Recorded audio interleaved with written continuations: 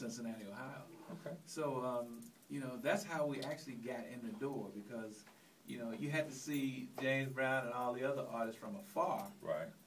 Especially if, you know, you didn't do nothing in King Records, if you wasn't no artist, or you was a no-name. Didn't nobody know us from the hole in the wall. We was young kids off the street, you know. So we had to do something to get in that door. So what we did was we practiced. And we had this guy named Charles Sperling to come over to hear us at one of the clubs we was playing at.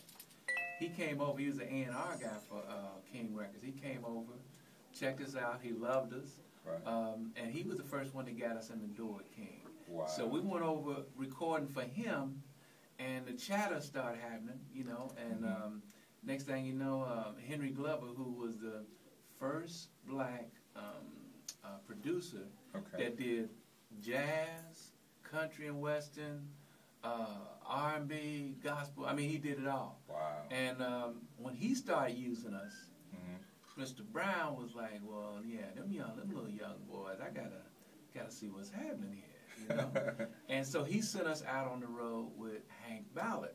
Okay. So we went out on the road with Hank Ballard and Marva Whitney before we got with James Brown. Gotcha. So I think he was kind of testing us, you know, to see is them boys really on it or what? You know, they can play, but is they really road worthy? Gotcha. You know, he sent us out there, man, and Hank, boy, that was a test. That was a serious test. Now I've heard that James was hard to work with. Is that true?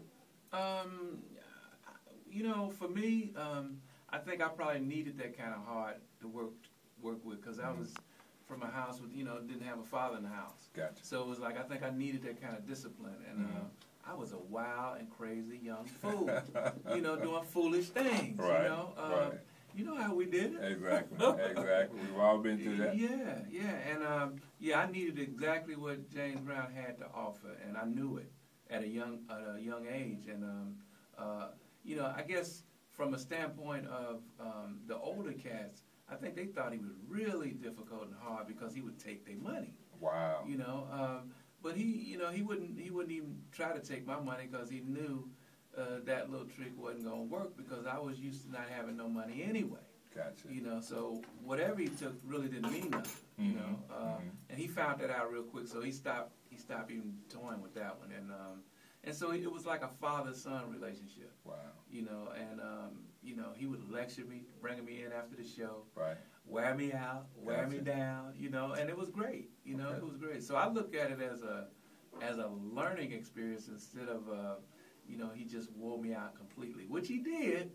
But I appreciated what he did for me because if I hadn't got that training when I got over with George now, I would have been really through. Wow, you're right. You know what? Hold that thought. We got to take a break. Can you hang around for a little while? Yeah. Okay, hold on. We're going to come back with more with Boosie Collins right here on 94.5 KSO.